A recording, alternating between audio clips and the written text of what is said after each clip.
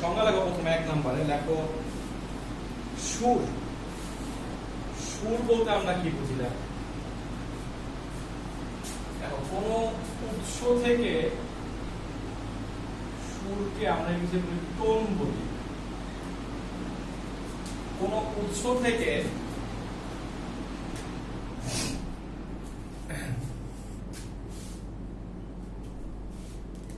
নিঃসৃত শব্দের যদি একটি মাত্র কম্পাঙ্ক থাকে,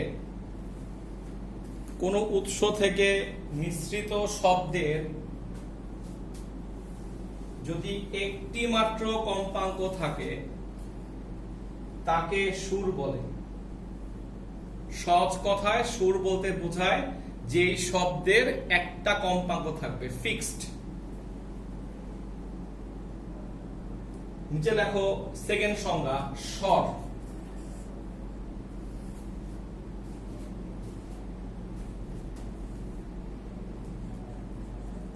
তোমরা সংজ্ঞা লেখো, পরে পার্থক্য লেখো। এটাকে ইংলিশে বলে নোট। যারা গান শিখছো তারা এই জিনিসগুলো পড়ছো অবশ্যই। লেখো, এটাকে বলা হয় স্বর।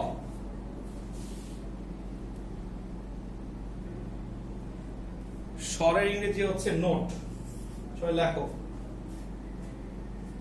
কোন শব্দের যদি একাধিক কম্পাঙ্ক থাকে, কোন শব্দের যদি একাধিক কম্পাঙ্ক থাকে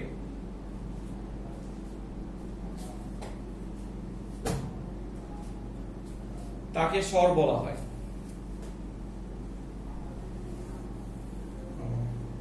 সহজ কথা হইল একটা কম্পাঙ্ক হইলে সুর আর একাধিক কম্পাঙ্ক হইলে স্বর। তো তোমাকে যদি পার্থক্য লিখতে বলে কখনো পরীক্ষায়, একটু লিখে ফেলো ছোট্ট করে।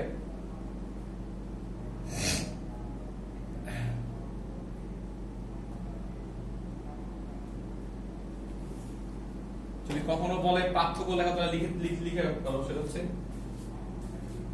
এখানে সংজ্ঞা লিখবা, একটি মাত্র কম্পাঙ্ক থাকলে ওই শব্দকে বলা হয় সুর, আর একাধিক কম্পাঙ্ক তার বলা হয় স্বর।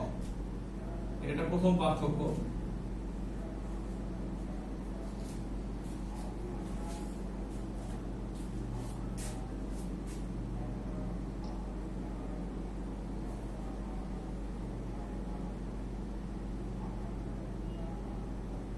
ওকে, তাহলে একটা পার্থক্য হলো যার একটা মাত্র কম্পাঙ্ক থাকবে তার নাম সুর, আর একাধিক কম্পাঙ্ক তার নাম হচ্ছে স্বর।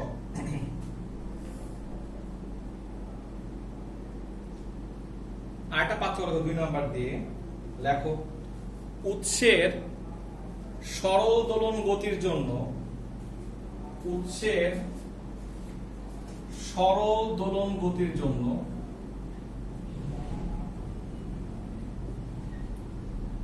সুর তৈরি হয়। লেখো উৎসের সরল দোলন গতির জন্য সুর তৈরি হয়। আর ওই পাশে লেখো উৎসের পর্যাবৃত্ত গতির জন্য, উৎসের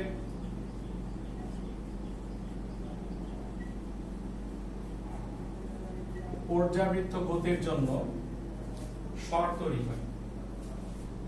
উৎসের পর্যাবৃত্ত গতির জন্য স্বর তৈরি হয়।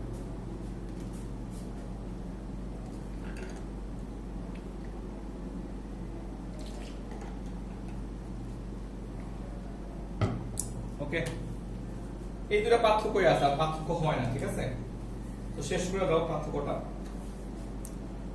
এটা অবশ্যই পড়া পরীক্ষার জন্য।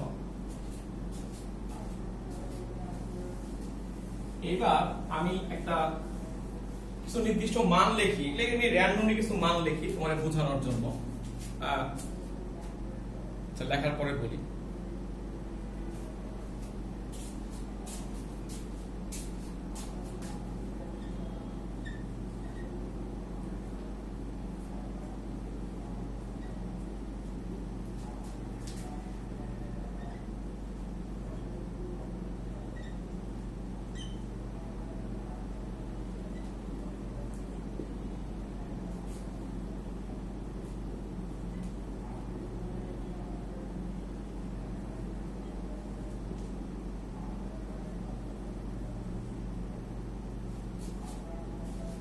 সবগুলাই কয়েকটা কম্পাঙ্কের মান লিখছি আমি এখানে। হ্যাঁ, এটা কোনো নির্দিষ্ট মান না যে এটা এরকমই হওয়া লাগবে, র্যান্ডমলি কিছু মান লেখা হয়েছে। তুমি ধরে নাও যে কোন একটা যন্ত্র থেকে, সেটা তবলা হতে পারে, গিটার হতে পারে, গিটার, অথবা তুমিও হতে পারো যে তোমার কণ্ঠ দিয়ে তুমি বিভিন্ন সময় বিভিন্ন রকমের কম্পাঙ্ক তৈরি করতে পারো। তুমি চাইলেই কম্পাঙ্ক ছোট করতে পারো, কম্পাঙ্ক অনেক বেশি করতে পারো, মাঝারি করতে পারো। হ্যাঁ, সো কোনো একটা মানুষের বা কোনো একটা যন্ত্রের একটা সার্টেন সময়ের মধ্যে কতগুলা কম্পাঙ্ক তৈরি করছে, আমি র্যান্ডমলি একটা মান লিখছি, বুঝতে পারছো? বা ধরো একটা গিটারের সাহায্যে আমরা এই কম্পাঙ্কগুলো তৈরি করতে পারছি, সবগুলোই হার্জ, সবগুলোই হার্জ হবে, হার্জ। সেটা খেয়াল রাখো সবাই। আচ্ছা, এখন কি বলতেছে? প্রথম সংজ্ঞা লেখার নিচে সংজ্ঞার নাম হচ্ছে মৌলিক সুর বা মূল সুর। সংজ্ঞার নাম হচ্ছে মৌলিক সুর,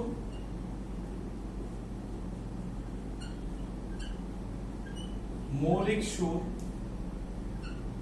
বা এটাকে কেউ কেউ বলে মূল সুর।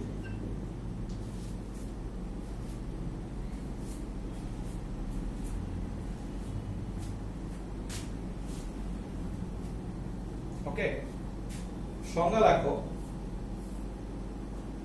কোন স্বরের মধ্যে বিদ্যমান, কোন স্বরের মধ্যে বিদ্যমান সুরগুলোর, সংজ্ঞাটা আবার শোনো, কোন স্বরের মধ্যে বিদ্যমান সুরগুলোর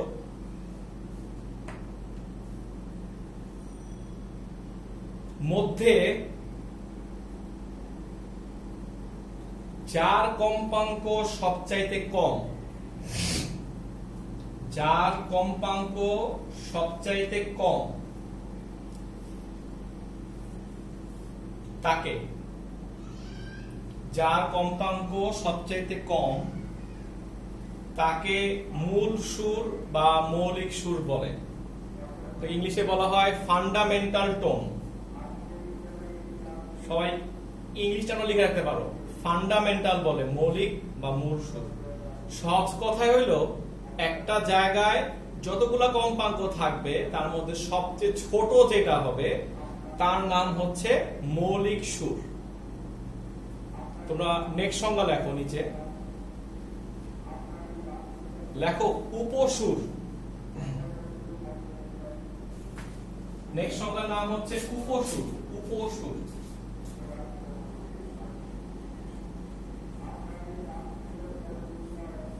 ইংলিশে বলা হয় ওভারটোন,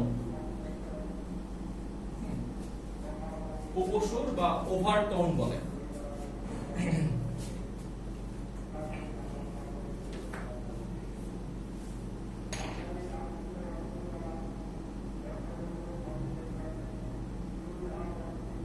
লেখো মৌলিক সুর ব্যতীত,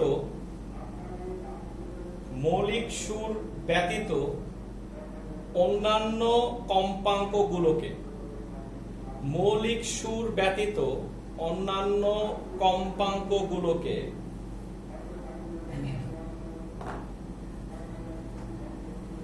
মূল সুর বা মৌলিক সুর, তা অন্যান্য কম্পাঙ্কগুলোকে উপসুর বলে। আবার বলতেছি শোনো, মৌলিক সুর ব্যতীত অন্যান্য কম্পাঙ্কগুলোকে বলা হয় উপসুর বা ওভারটোন বলে ইংলিশে। এবার নেক্সট সংজ্ঞা লেখো, এটাকে বাংলায় বলা হয় সমমেল, ইংলিশে বলা হয় হারমোনিক। অ্যাকচুয়ালি হারমোনিকটা আমরা বেশি ইউজ করি। লেখো হারমোনিক, এটাকে ইংলিশে বলা হয় হারমোনিকই বলা হয়, বাংলায় বলা হয় সমমেল। দেখো সংজ্ঞা এভাবে লেখো,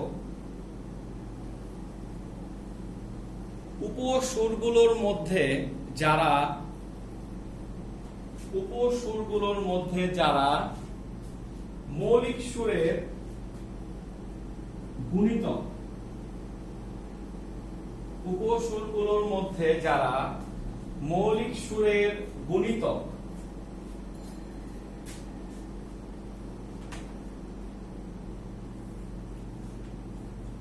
তাদেরকে হারমোনিক বলা হয়। আচ্ছা, তাদেরকে হারমোনিক বলা হয়। সবাই একটু খেয়াল করো, আমি তোমারে একটু উদাহরণগুলা বুঝাইয়া দিই। হ্যাঁ, দেখো সবাই, এই যে কম্পাঙ্ক গুলো আমি এখানে লিখছি তার মধ্যে সবচেয়ে ছোট কম্পাঙ্ক হচ্ছে এইটা। সো উনি হচ্ছে মৌলিক সুর। এটা যে কোনো উদাহরণের মধ্যে ভেবে লিখতে পারবা তুমি। হ্যাঁ, সবচেয়ে ছোটটা বাদে বাকি যা থাকবে, এই যতগুলো আছে এরা হচ্ছে সবাই উপসুর। ঠিক আছে?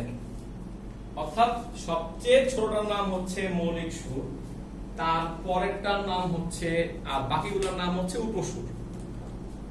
আর থার্ড সংজ্ঞাটা বলতেছে যে উপসুরগুলোর মধ্যে, সবাই খেয়াল করো, উপসুরগুলোর মধ্যে যারা মৌলিক সুরের গুণিতক। হোয়াট ইজ গুণিতক? 2 গুণ, 3 গুণ, 4 গুণ। যেমন এটা দেখো, 512 হচ্ছে এটার দ্বিগুণ, তারপরে 768 হচ্ছে 3 গুণ।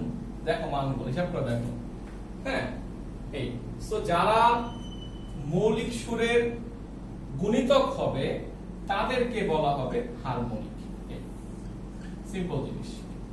সো হারমোনিক বলতে বোঝায় যারা মৌলিক সুরের গুণিতক, যারা মৌলিক সুরের গুণিতক অথবা এটা আর কিছু নাকি 2 গুণ, 3 গুণ, 4 গুণ যা হবে সে অনুযায়ী তার নাম হচ্ছে হারমোনিক বলা হবে।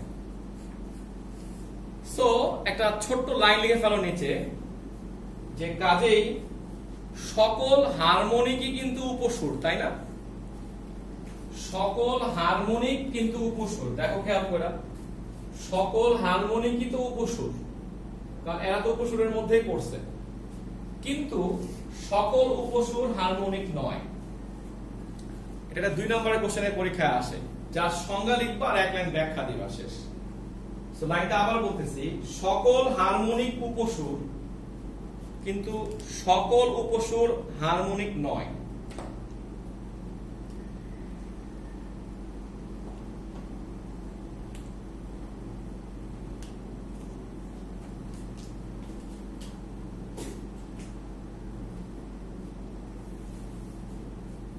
ঠিক আছে?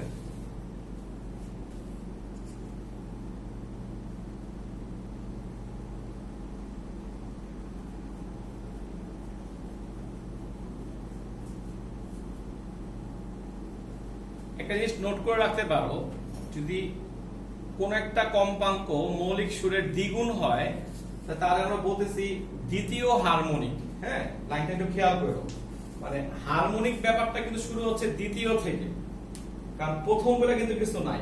হ্যাঁ, সো নোট করে রাখো জিনিসটা।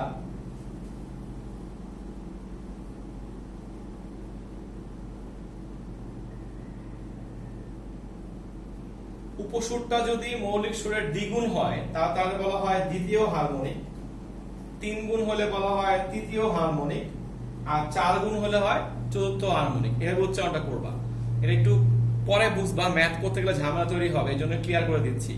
সো 2 গুণ হলে বলা হয় দ্বিতীয় হারমোনিক, 3 গুণ বলা হয় তৃতীয় হারমোনিক। আর এর মধ্যে একটা নতুন সংজ্ঞা আসবে, সে নোট করো সবাই। 4 নম্বর সংজ্ঞার নাম হচ্ছে অষ্টক। ইংলিশে বলা হয় অক্টেট, কেমিস্ট্রির মতোই, সংখ্যাটা অন্য জিনিস। অক্টেট বলা হয়, ইংলিশে লিখে রাখতে পারো।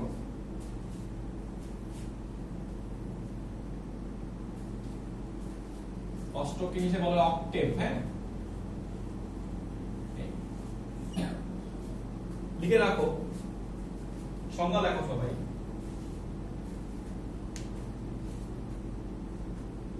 লেখো, উপসুর যদি মৌলিক সুরের দ্বিগুণ হয়, উপসুর যদি মৌলিক সুরের দ্বিগুণ হয় তাকে দ্বিতীয় হারমোনিক তাকে দ্বিতীয় হারমোনিক বা অষ্টক বলা হয়। তার মানে দ্বিতীয় হারমোনিকেরই আরেকটা নাম হচ্ছে অষ্টক। হ্যাঁ, সহজ কথা হচ্ছে এটা।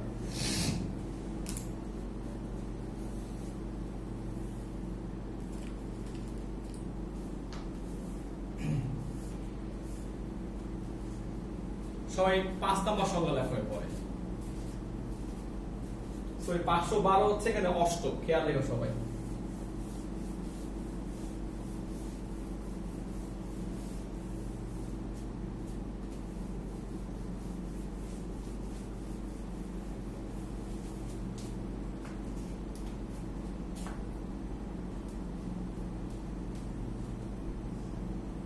লেখো সুরবিরাম,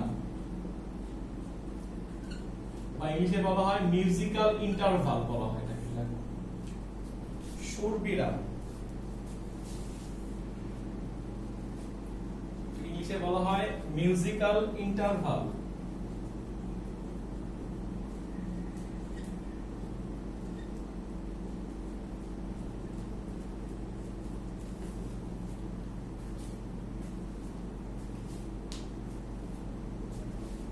দেখো দুইটা সুরের কম্পাঙ্কের অনুপাতকে সুরবিরাম বলা হয়। দুইটা সুরের কম্পাঙ্কের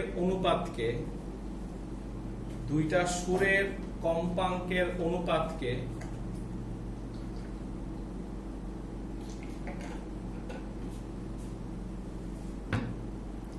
সুরবিরাম বলা হয়।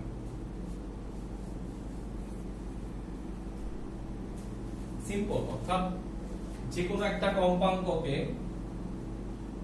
আরেকটা কম্পাঙ্ক দিয়ে ভাগ করলে যে মানটা আসবে, এই মানটাকে বলা হয় তাদের সুরবিরাম।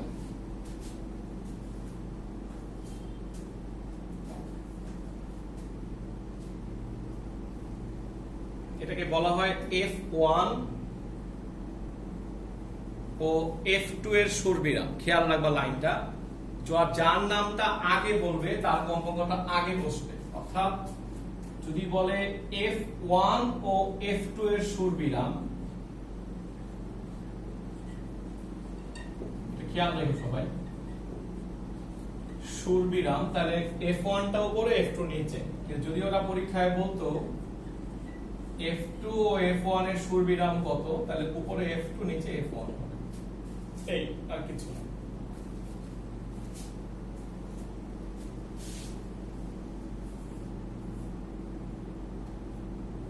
ওকে, সংজ্ঞা নাম্বার 6 লেখো তারপরে সবাই। সংজ্ঞা নাম্বার 6, এটাকে বাংলায় বলা হয় স্বরসঙ্গতি, ইংলিশে বলা হয় কর্ড।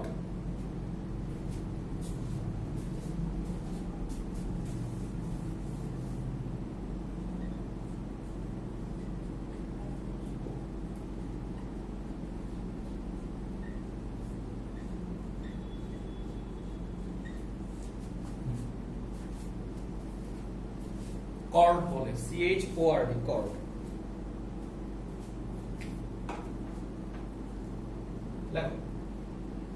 দুই বা ততোধিক স্বর একসাথে বাজালে, স্বর তো পড়ছো একটু আগে, স্বর মানে একাধিক কম্পাঙ্ক, এরকম দুই বা তার বেশি স্বর যদি একসঙ্গে বাজানো হয়, হ্যাঁ, তাহলে তাদের মিলিত শব্দকে বলা হয় স্বরসঙ্গতি।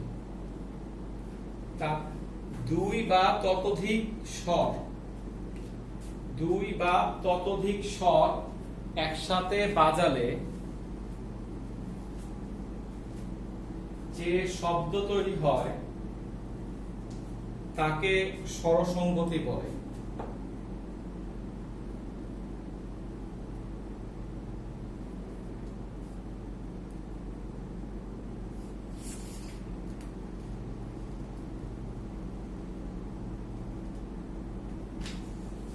সংজ্ঞা নাম্বার 7 লেখো, নাম হচ্ছে ত্রয়ী।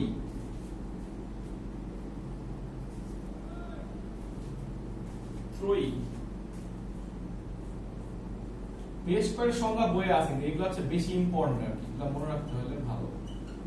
ট্রায়াড বলা হয়, ট্রয়ি।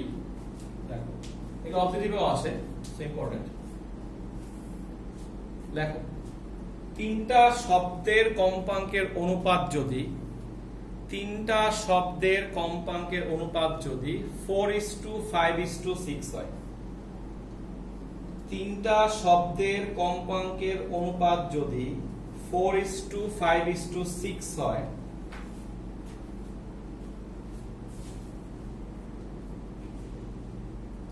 তখন তাদের মিলিত শব্দকে ত্রয়ী বলা হয়।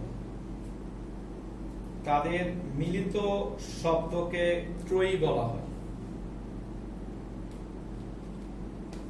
ঠিক আছে, আরো দুটো সংখ্যা নোট করে রাখো, আমি নাম্বারগুলো বলে দিচ্ছি। 614 পৃষ্ঠায় তপন স্যারের বইয়ে আছে।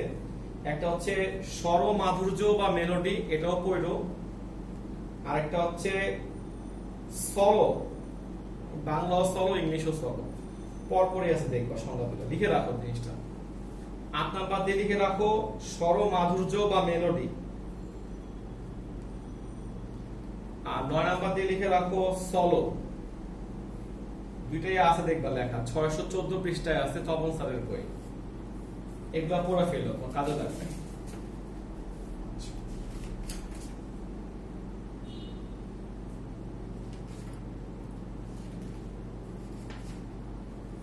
এখন একটা জিনিস তোমাকে আমি বুঝাইয়া বলি, দেখো সবাই ক্লিয়ার বুঝছো কিনা।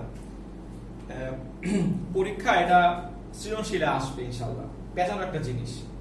তোমাদের বই পড়লে তপন স্যারের বই যদি দেখো 9.21 নাম্বার টপিকস, 615 পৃষ্ঠা, এটা পড়লেই বুঝতে পারবা। আমি একটু বলে দেই, এটা অনেকেরই প্যাচ লাগে যে মূল সুর তো বুঝলাম, সবচেয়ে ছোট যে কম্পাঙ্কটা, তাই না? তো আসলে তো মূল সুরটাই হচ্ছে প্রথম হারমোনিক, কারণ অ্যাকচুয়ালি তো প্রথম কোনো হারমোনিক নাই, শুরু তো হবে দ্বিগুণ থেকে, তাই না? মনে করো মূল সুর যদি 2 হয়, তাহলে 4 হচ্ছে তার দ্বিগুণ। এটাই কিন্তু আমরা দ্বিতীয় হারমোনিক বলবো, সবাই খেয়াল রেখো ওয়ার্ডটা। দ্বিগুণ হইলে দ্বিতীয় হারমোনিক, 3 গুণ হইলে তৃতীয় হারমোনিক, 4 গুণ হইলে ফোর্থ হারমোনিক, 5 গুণ হইলে ফিফথ হারমোনিক। যদি কখনো প্রশ্ন করে বসে প্রথম হারমোনিকটা কত, এটা কিন্তু 2 হবে, বুঝতে পারছো? এটা নোট করে রাখো যে মূল সুরটাকেই যদি কখনো কেউ চায়, না চাইলে লেখা দরকার নাই, মূল সুরটাকেই বলা হয় অ্যাকচুয়ালি প্রথম হারমোনিক।